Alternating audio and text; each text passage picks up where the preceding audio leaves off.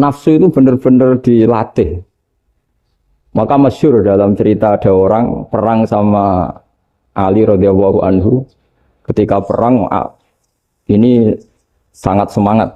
Tapi ketika orang itu meludahi dan Sayyidina Ali ini tersinggung karena diludahi, Sayyidina Ali langsung angkat tangan. Sudah perangnya nggak usah diteruskan. Karena saya marah sama kamu sekarang demi nafsu. Karena kamu meludahi saya. Padahal saya tadi motifnya demi Allah dan Rasul. Jadi sangat tipis bedanya kita emosi karena diri kita dan emosi karena Allah dan Rasul. Sehingga ketika diludahin ini terus beliau mikir jangan-jangan perang saya karena saya diludahi. Nah yang hilang dari peradaban modern adalah Allah itu tidak begitu hadir di hati kita. Saya sering cerita di mana-mana teks hadis itu sebenarnya berbunyi gini, ini hadis sahih. Mangka na yu'minu billahi wal yaumil akhir fal yukrim jarohu. Ada yang fal yukrim jarohu doifahu, ada yang fal yakul khairan aw liyasmut. Siapa yang iman dengan Allah dan Rasul maka harus memuliakan tetangganya, memuliakan tamunya.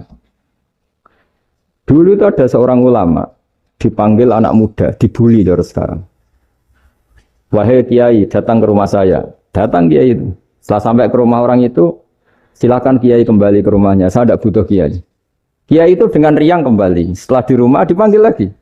Pak Yai, silakan datang ke rumah saya. Datang lagi. Ya senyum-senyum kiainya santai. Wah nggak jadi butuh Pak Yai. Silakan kembali lagi. Sampai 3 kali. Oh itu kalau rektor digitukan marah itu. Dosen marah. Kiainya santai. Santai senyum-senyum rileks. Ketika ditanya, kenapa Pak Yai tidak tersinggung? Jawabannya unik. Anak muda, saya ini senang sekali nuruti perintah Allah, disuruh menghormati tetangga. Sehingga ketika Anda manggil, ya saya datang. Ketika Anda nyuruh pulang, ya saya pulang. Saya senang sekali nyenangkan tonggo. Dan itu perintah Allah, jadi tidak ada hubungannya dengan kamu. Wah, pemudanya nangis minta dimaafin. Kalau kita kan enggak, kita ini dosen, kiai, mungkin kita doktor, mungkin kita profesor. Tapi kita ini sering didikte oleh orang bodoh. Kalau orang bodoh itu jengkel, lo kita ya jengkel. Lo kamu jengkel, dijengkelkan orang bodoh itu namanya terdikte. Itu bodoh apa pinter? Oh itu tidak pinter sama sekali. Kalau betul-betul kamu pinter, hanya bisa didikte oleh Allah Subhanahu wa Ta'ala. Jadi antara hukum Allah apa? Wa ahsin man asa'a ilaika. Berbuatlah baik sama orang yang berbuat buruk sama Anda. Itu dikteannya Allah. Kalau dikteannya orang-orang bodoh kayak dimangkel ben mangkel, terus kamu mangkel. Itu bodoh apa pinter? Nah, problem kita kekinian adalah wong pinter, wong bodoh itu bodoh-bodoh bisa didikte oleh sekelilingnya. Terus karuan wataknya perempuan seperti itu, wataknya anak-anak seperti itu, kita didikte. Anak-anak jengkelin kita mangkel, berarti kita didikte oleh orang bodoh. Makanya agama itu unik, kadang ngendikan wa ahsin man asa'a ilaika, kadang wasil man qata'aka, sambunglah orang yang memutus kamu. Karena dengan demikian kita hanya didikte oleh Allah Subhanahu wa Ta'ala, bukan didikte oleh hukum sosial. Cara Jawane nak ngapiki tangga sing apik akeh tunggale. Berbuat baik sama yang berbuat baik pada kita itu mbok orang fasik ya seperti itu, maling ya seperti itu, sama. Tapi kalau berbuat baik sama orang yang berbuat jelek sama kamu itu baru luar biasa. Dan memang teksnya hadis wa ahsin man asa'a ilaika. Berbuat baiklah sama orang berbuat buruk sama kamu. Jadi enggak boleh orang didikte.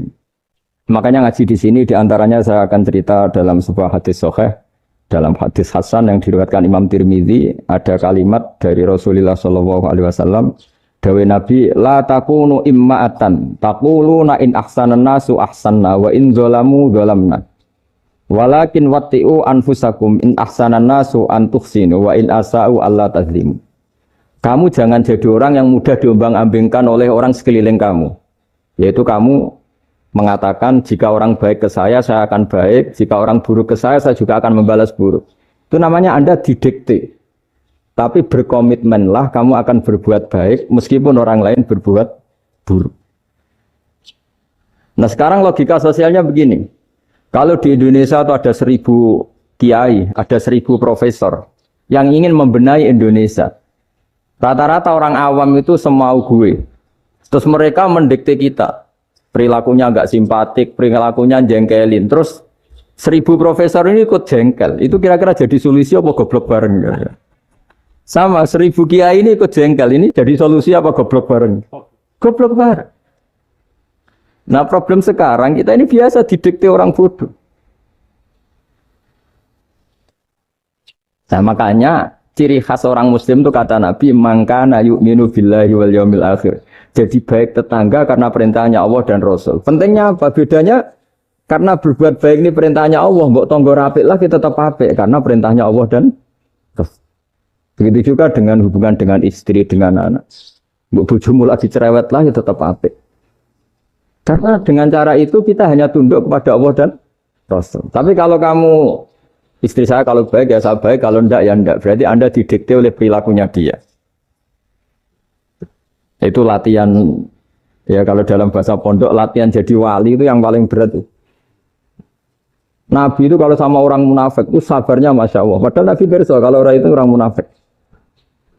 Karena dengan cara seperti itu, bahwa kebaikan Nabi pada seseorang itu atas perintahnya Allah dan Rasul, bukan atas nama servis. Kalau Nabi hanya baik kepada Abu Bakar, itu mungkin orang bilang, wis adune wong Abu Bakar baik sama Nabi. Tapi kalau Nabi baik sama orang munafik, Abdullah bin Ubay bin Salul, itu kalau nggak perintahnya Allah dan Rasul itu nggak bisa. Nah ini cobalah berlatih seperti itu, sehingga kita tidak mudah didikte. Ya saya ulang lagi, nggak mudah apa? Didikte. Ini ngaji itu harus objektif. Objektif itu jujur.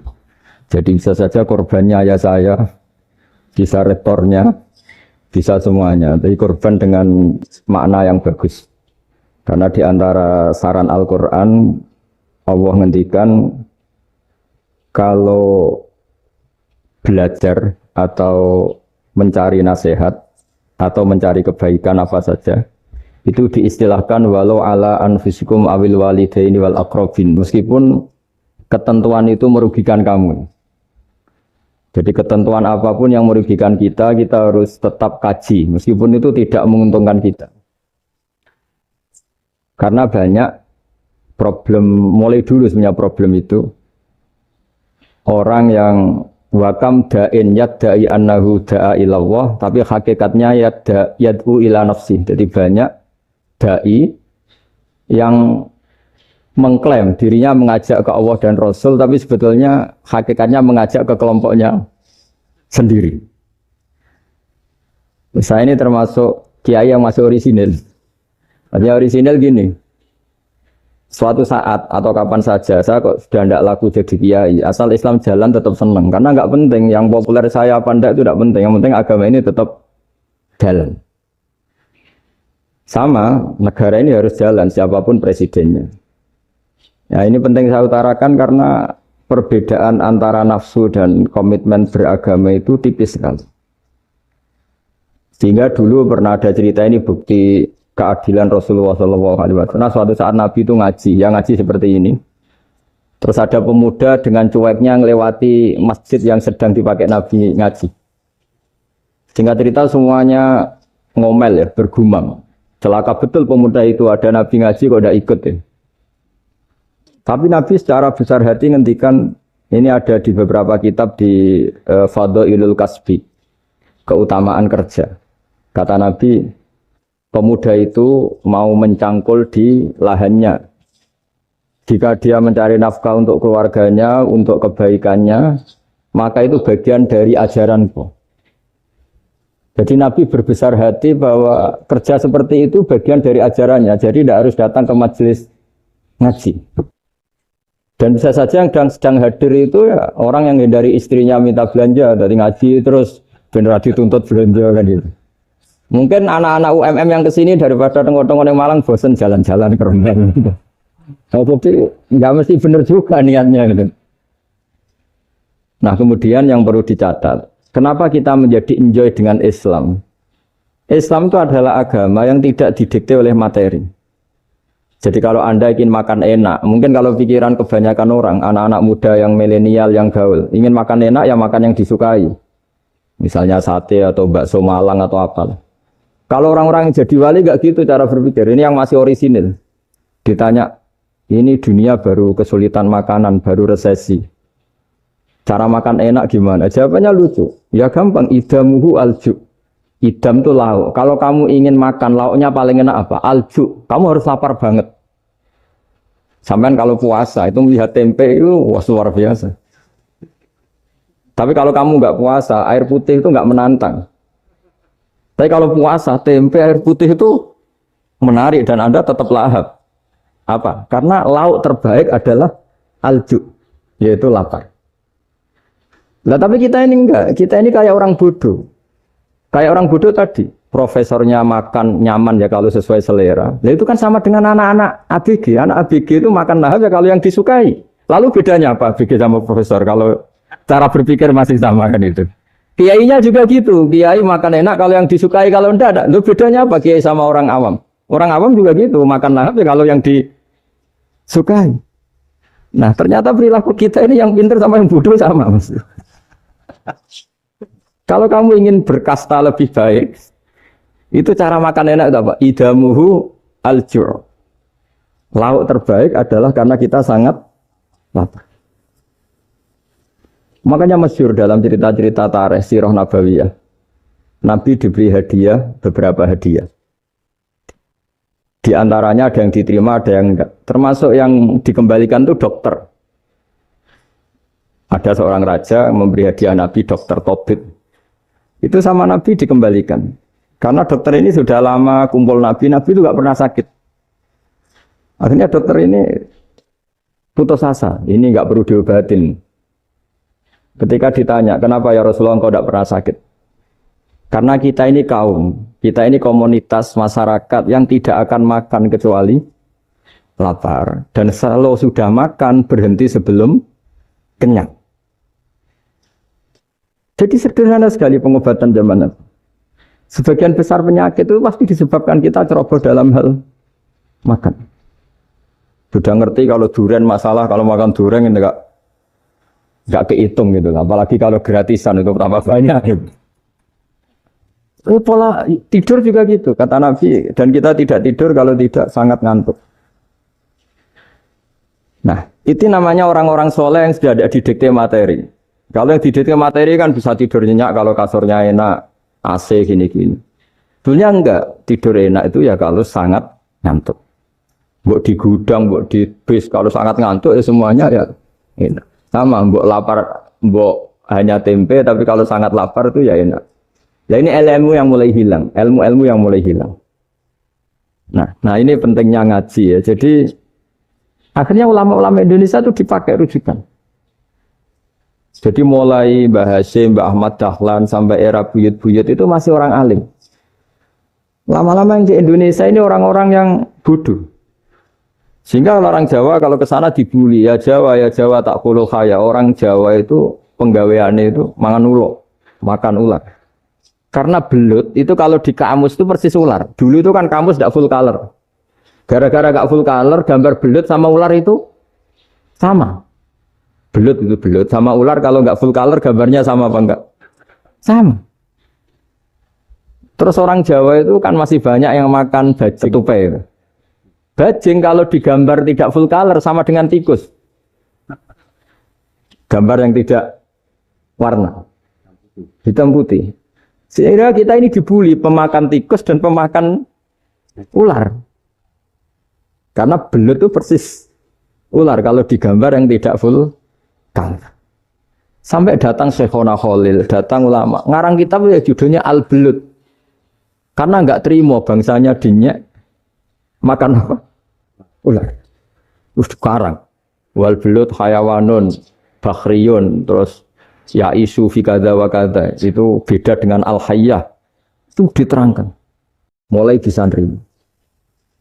Terus sistem hotel juga gitu. Sampai tanyakan dalam sejarah dulu orang Sedayu ada namanya Syekh Mukhtar. Syekh Mukhtar bukan bikin rumah besar yang siapapun orang Indonesia haji itu nempat di sana.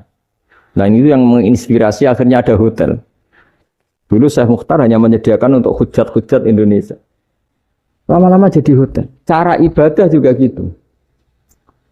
Kita ini kan, saya ini punya bapak kiai, mbah kiai. Punya guru yang sangat alim ya seorang kiai Kiai Memun. Itu dulu kita pengkaji ilmu itu tidak pernah tahu bedanya NU dan Muhammadiyah. Karena dulu Mbah Darwis itu, Kiai Dahlan itu dulu ngajinya bersama Mbah Hasyim ketika di Indonesia yang ngaji Mbah Soleh Darat. Mbah Soleh Darat itu dulu ngajinya sama buyut saya ke-6, namanya Mbah Soleh Asnawi di Kudus. Mbah Soleh Darat itu dulu alim-alimnya orang Jawa ya Mbah Soleh Darat, Soleh bin Umar. Tempatnya di Semarang, tapi beliau itu sebenarnya orang Jepara yang dekat Kudus. Setelah di Mekah, Mbah Hasyim ini mondoknya mulazimnya ke Syekh Mahfud Termas. Tapi sesekali ke Syekh Khotib Minangkabau. Nah yang Mbah Ahmad Dahlan lebih sering ke Syekh Khotib Minangkabau, sesekali ke Mbah Mahfud.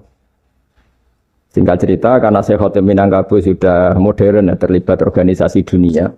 Pas itu beliau pengagum Muhammad Abduh, pengagum Rasid Ridho. Sehingga bawaannya Mbah Dahlan itu lebih pergerakan, karena beliau lebih mengidolakan Syekh Khotib. Nah Syekh Khotib sendiri sebenarnya orang Minangkabau. Jadi beliau namanya Muhammad saja sebetulnya. Jadi menantunya orang Arab. Oh itu dicibir mertuanya ini karena punya mantu orang Jawa, orang ndak Arab. Singkat cerita terus di mertuanya bilang gini, kamu jangan pernah bilang kalau orang Arab itu mansa kanal Arab, orang yang bertempat di Arab. Walakin mantakallama bi arabiyyin fasihin, tapi orang bisa ngomong Arab secara fasih. Singkat cerita, kalau kamu tidak percaya, nanti suatu saat menantu saya kalau Jumatan, tidak usah kamu kasih tahu, langsung suruh jadi khotib. Tidak usah kamu kasih tahu, sarannya tidak usah kamu kasih tahu. Kalau sekarang kan enggak. Kalau dosen mau jadi khotib kan mengumpulkan materi dulu.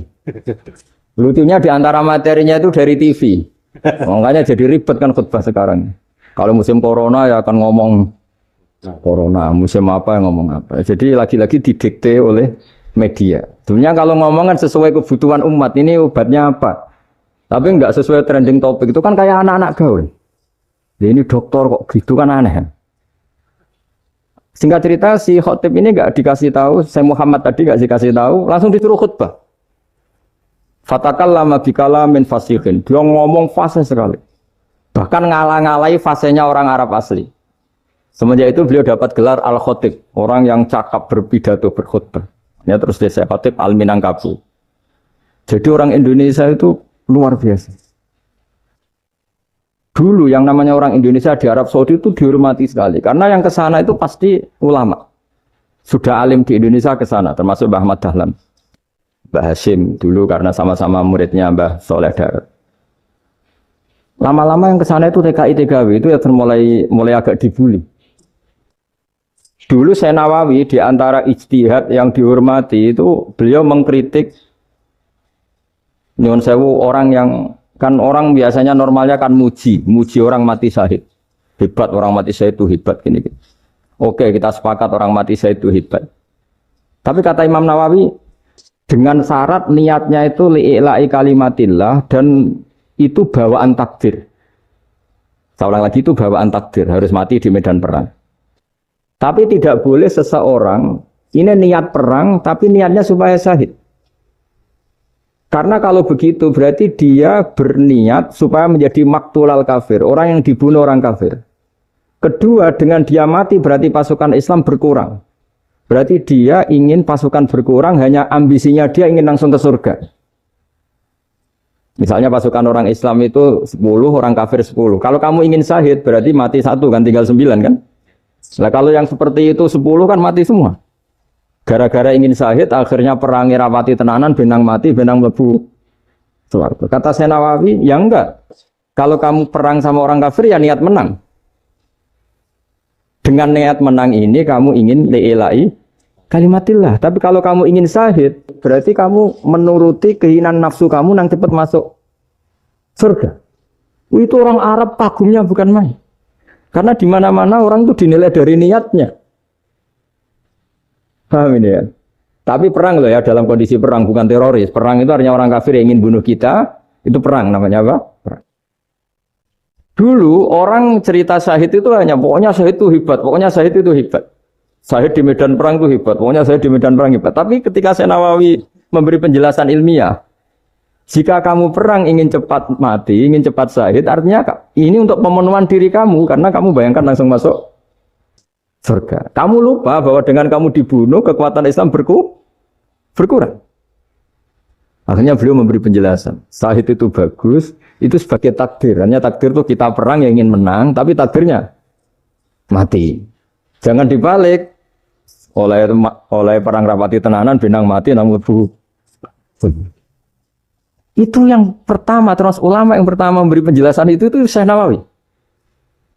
Akhirnya melahirkan kekaguman yang luar biasa dengan tafsir Munirnya itu. Terus beliau itu orang yang rileks kalau menjelaskan ilmu. Ini ya juga guru-gurunya Mbah Hasyim, Mbah Guru sama Mbah Hasyim, sama Mbah Ahmad Dahlan Syekh Nawawi.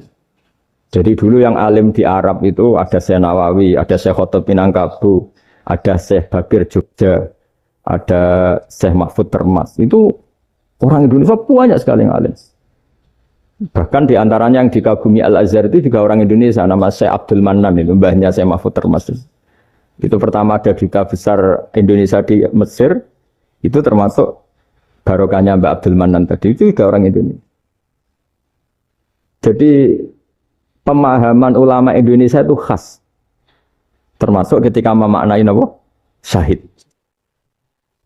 Ketika memaknai apa? Syahid. Itu unik. Ketika Syekh Nawawi diuji dulu itu yang namanya ulama diuji dulu oleh 100 ulama. Jadi dulu ya ada kompetisi. Imam Bukhari diakui jadi ahli hadis itu diuji oleh mi'atu muhaddisin, 100 orang ahli hadis. Sanad dibolak-balik, matanya dibolak-balik, tapi beliau tetap bisa mengembalikan proporsi sanad itu. Syekh Nawawi pernah diuji gini. Ayul afdol al ulama awis salatin. Keren mana ulama sama raja atau sama orang-orang kaya, sama penguasa? Ya keren ulama. Dibully sama orang. Tapi setahu saya banyak ulama yang antri di rumahnya raja. Tapi saya tidak tahu melihat raja antri di rumahnya ulama. Ya, kan kebanyakan kan mungkin ustadz atau kiai yang antri ngajukan proposal kan. Kan enggak.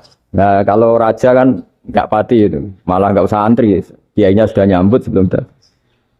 Jawabannya lucu Syekh Nawawi itu. Dan yang tanya itu langsung diem. Ya karena ulama itu tahu fungsinya uang, sehingga cara nyari sampai seperti itu. Sementara raja-raja itu tidak tahu fungsinya ilmu, makanya tidak pernah sowan ulama. Sehingga, jadi ya dianggap enteng saja. Ulama kan tahu fungsinya uang, tahu untuk pondok, tahu masjid. Sementara raja tidak tahu fungsinya ilmu. Jadi itu khas Jawa ya. Khas Jawa, khas Indonesia. Apa-apa yang menurut orang banyak dengan tanda kutip itu buruk atau baik, itu orang Jawa menafsirkan tuh gampang saja. Sehingga semenjak itu Jawa itu dipandang betul. Saya punya kitab namanya Qadhayal Haji wal Umrah. Itu terbitan Hayatul Ulya Arab Saudi, milik Wahabi. Itu diantara fatwa yang dipakai untuk solusi muskilatul haji, problem-problem haji kekinian. Itu fatwanya syekh-syekh yang dari Indonesia, termasuk Syekh Khotib Minangkabau, Syekh Nawawi Banten, Syekh Bakir Nur Jogja. Misalnya begini, dalam fatwa-fatwa yang menyulitkan kita ya, sampai sekarang jadi perdebatan. Ketika Safa dan Marwah itu dengan batas tertentu, saya ulang lagi dengan batas tertentu, mau tidak mau atas nama kebutuhan, itu kan butuh perluasan. Karena kalau naik turun itu mudah disepakati ulama. Jadi misalnya gini ya, saya punya tanah seluas ini. Pasti orang akan mengatakan sampai bawah ya tanah saya, sampai atas tanah saya. Itu mujma' alaih, itu disepakati. Sehingga Nabi ngendikan al-Ka'bah min tuhumil ardi ilas sama Ka'batun. Ka'bah sampai ujung bumi, sampai ke aras semuanya Ka'bah. Sehingga ada perdebatan ulama ketika Masjid Haram di tingkat, kemudian yang di atas sholat. Tetap dia menghadap Ka'bah. Tidak harus dulu melihat di bawah, enggak. Karena Ka'bah sampai langit. Sama, tanah Anda kamu tingkat sampai 10, enggak ada tetangga protes. Karena bawah sampai atas tanah Anda. Tapi kalau diperluas, tanah Anda kamu luaskan setengah meter saja atau 3 cm saja, iso geger mbek tonggo. Karena di mana-mana batas itu ya tadi. Kalau atas bawah miliknya, kalau samping enggak. Pertanyaannya, perluasan Mina itu ke samping. Perluasannya matof, yang mas'ah itu juga ke samping. Geger kan ulama dunia. Bagaimana hukumnya mina jadid? Mina yang diperbarui atau mina yang diperluas. Itu diantara rujukan baik yang membolehkan maupun yang menentang. Itu ya Syekh Indonesia. Itu original tuh. Saya punya kitab original terbitan Hayatul Ulya, kira-kira ya kemenaknya Arab Saudi kalau di Indonesia itu. Itu yang dirujuk Dawei Syekh Nawawi, Dawei Syekh Khatib Minangkabau. Karena apa? Ada logika khas Jawa. Misalnya begini. Meskipun saya tidak perlu fatwa Mina jadid sah apa enggak, memang jadi perkhilafan ulama. Misalnya kampung ini dinamai Mina. Pertanyaannya gini, tanah yang di samping ini bisa milik Anda apa enggak? Ya bisa Gus kalau dibeli atau dihibahkan. Berarti tanah di samping Anda menjadi milik Anda karena ada proses pengambil alian lewat beli maupun hibah. Nah masalahnya ini negara itu berhak menganeksasi atau memasukkan ini sebagai Mina. Itu ulama Jawa kalau ditanya, alasannya apa? Fa'innal muttasila bisya' hukmu dzalika syai'.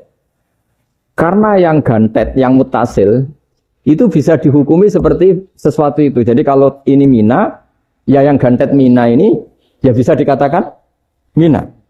Beda dengan membuat Mina, Malang Mina, wah itu tidak bisa, ada mutasil kan. Itu enteng sekali ulama Jawa. Satu ya tentu karena kebutuhan, tapi asal masih al-muttasilu bihi, yang masih tanah yang masih mutasil. Nah ketika perluasan mas'ah antara sofa dan marwah kan misalnya ini batas luasnya sofa, ini batas luasnya marwah. Lalu atas nama kebutuhan, sofa marwah itu sampai sini. Sampai agak meluas ke sini. Itu geger Arab Saudi. Wah ini gimana. Padahal tawaf itu harus antara gunung sofa dan gunung marwah. Sa'i itu ya. Tapi kalau istilah Quran memang tawaf sama-sama. Makanya apa? Inna sofa al-marwata min sa'airillah faman hajjal baita wa i'tamara fala junaha alaihi ayyat tawafati. Nah, jadi kalau istilah sa'i di Quran itu masih tawaf. Karena harus ada, kalau bisa lah, bukan harus. Kalau bisa memang harus ada unsur muternya. Kita kalau sa'i kan dari sini sofa sampai sini marwah. Terus kan agak muter ke sini. Nah, kan agak membentuk lingkar. Nah, makanya Quran tetap mengistilahkan apa? Tawaf. Jadi bukan sini ke sini terus sini ke sini kan enggak, tapi sini sampai sini terus muter kan terus sini. Jadi antara setar dan selama ini prakteknya kan gitu ya. Sofa ngambil sini terus ke sini terus agak muter. Nah, karena ada unsur agak muter ini terus orang menyebut apa? Tawaf. Tapi itu bukan syarat sah, ini cerita ideal. Saya ulang lagi ya. Gunung Sofa itu puncaknya atau pucuknya kalau dalam bahasa Jawa itu ya hanya segini, ini sampai sini. Nah, kelompok Islam yang fikih keras nggak boleh diperluas karena Allah memilih tempat ini itu spesial, jadi nggak boleh ke yang lain. Tapi ketika kebutuhan mendesak, mau tidak mau harus diperluas. Itu jawabnya Kiai Jawa lucu. Gunung sing ketok iku sing dhuwure tok. Sikilane luwih ombo. Berarti karena kan gunung kan bentuknya gini. Nah, sofa yang kecil itu yang atasnya, tapi sikilannya sini kakinya lebih luas. Jadi boleh perluasan asal tidak melebihi kakinya. Ya dihitung ya lebih luas. Jadi Kiai Jawa itu kayak wong delok gunung Penanggungan, kayak gunung Arjuna. Di mana-mana puncak gunung itu lebih kecil timbang kakinya. Artinya diperluas ini bukan berarti tidak di sofa dan tidak di itu khas Kiai Jawa. Jadi jangan kira orang Jawa itu udah hebat-hebat sekali.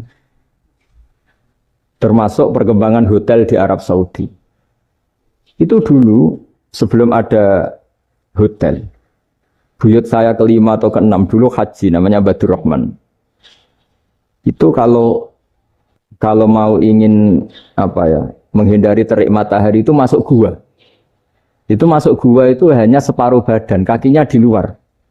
Jadi jangan bayangkan kalau gua di Indonesia kayak gua Akbar di Tuban orang bisa masuk jalan-jalan, enggak. Gua di Arab itu kayak cepitan batu tidak sampai masuk.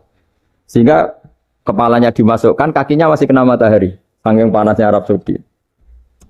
Sehingga dalam bayangan hijrah ketika Nabi bersembunyi di gua apa? Sur, itu kata Abu Bakar, kalau orang kafir melihat kakinya pasti melihat kita karena nggak bisa masuk penuh. Jadi orang itu mau dempes tok. Sehingga ya kira-kira luasnya gua ya paling segini. Makanya guyonannya kiai-kiai itu untung nggak kayak gua Indonesia. Kalau kayak gua Indonesia laba-labanya capek karena luas kan. Jadi jangan bayangkan gua Arab tuh kayak gua Indonesia. Makanya bayangannya, andai kan orang itu melihat ke bawah, pasti melihat kita. Karena orangnya tidak bisa masuk penuh. Nggak bisa masuk 100%. Ya kayak cepitan batu lah mirip. Itu kan mirip Gunung Uhud.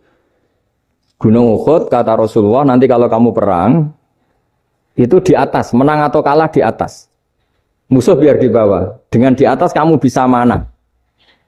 Jangan bayangkan kayak Gunung Merapi, kayak Gunung Penanggungan. Lah kalau Gunung Penanggungan mana ke bawah yang leyang kan?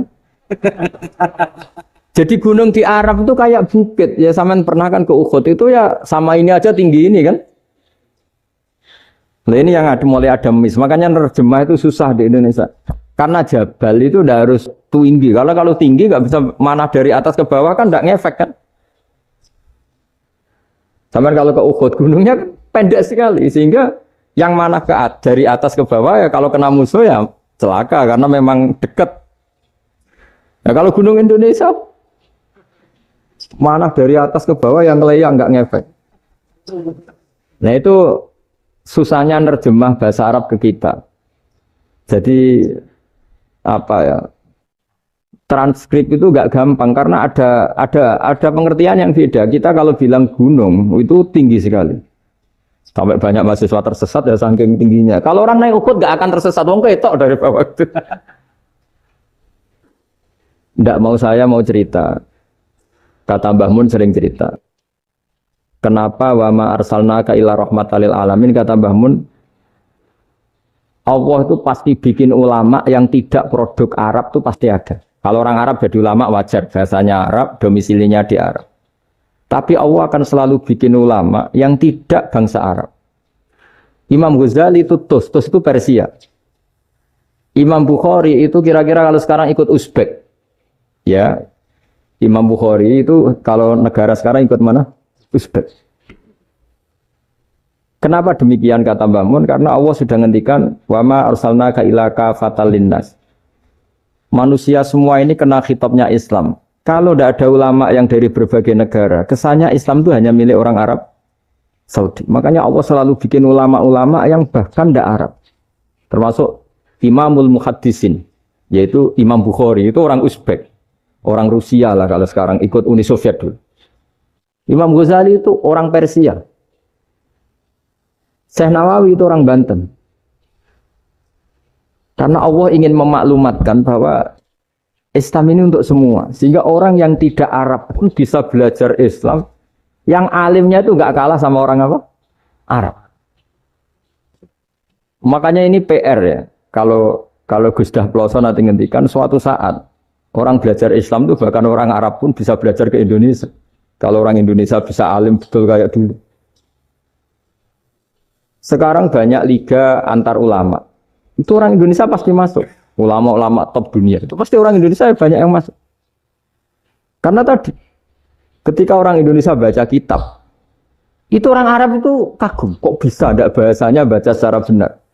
Bukan sekedar bisa baca secara benar. Karena memang dilatih sedemikian rupa di pondok-pondok. Makanya kita semua lah, yang alim di Indonesia itu kemana-mana ya pasti alim.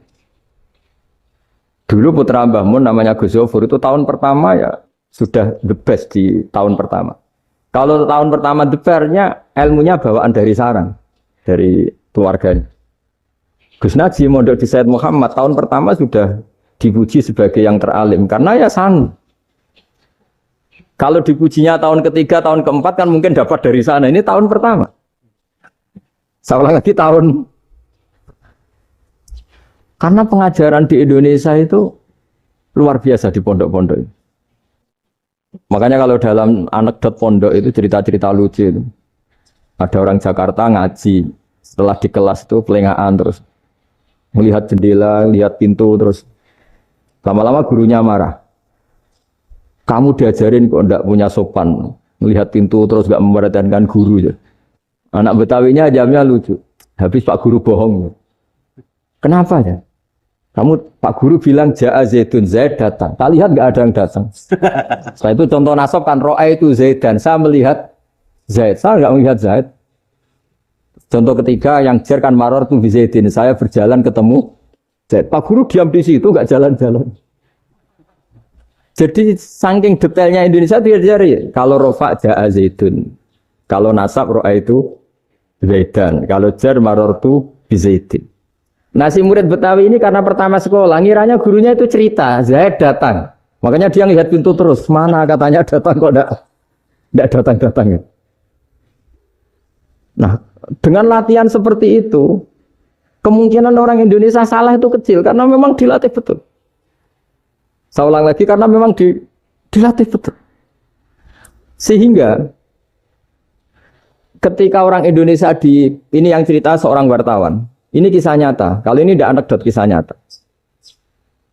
Ada wartawan internasional ngeliput Ramlah. Ramlah itu di Gaza, di Palestina. Wartawan Indonesia ini hanya bisa bahasa Inggris. Dijak ngomong bahasa Arab. Terus dia bilang saya tidak bisa. Saya tidak bisa. Saya bisanya ngomong Inggris. Tapi apa yang terjadi setelah sholat? Si Indonesia ini jadi imam pakai sholat jariah lagi. Baca bismillah benar, bismillahi jar karena mudhof ilaih. Terus ketika iktidal ya benar, Rabbana lakal hamdu mil'us samawati wa mil'ul ardi benar. Ketika tahiyat ya benar, at-tahiyatul mubarakatuh sholawat. Sama orang Arab ini diagumi. Orang Arab kalau senang orang itu dicium. Kamu tawaduk, sebenarnya kamu itu ahli bahasa Arab. Karena orang Indonesia sekali sholat itu gak ada yang salah. Meskipun benarnya karena hafalan, tapi bagi yang ahli nahwu itu hebat. Misalnya kita kalau menghafalkan kan bismillahi, bismi jar karena ba, Allahi jar karena mudhof ilaih, ar-rahmani jar karena sifat, ar-rahimi karena sifat. Alhamdu rofa karena mubtada, lillahi jar karena ada huruf jarli, robbi jar karena sifat. Sebetulnya enggak karena pinter, tapi karena hafalan. Tapi orang Indonesia hebatnya itu benar terus. Rabbana lakal hamdu. Ya kan, alhamdu rofa, terus mil'us samawati ya rofa karena sifat. Sehingga terus orang Indonesia kalau sholat di Timur Tengah itu dipuji. Karena makhrajnya ya benar, rofa nasabnya juga benar. Nah itu di negara lain tidak ada yang kayak Indonesia. Orang Cina itu sering bikin marah orang-orang Arab. Karena kalau dongo itu nggak fasih kayak orang Indonesia. Orang Indonesia kalau dongo ya Allahumma tohir qalbi. Orang Cina ini yang jadi guyon di Arab.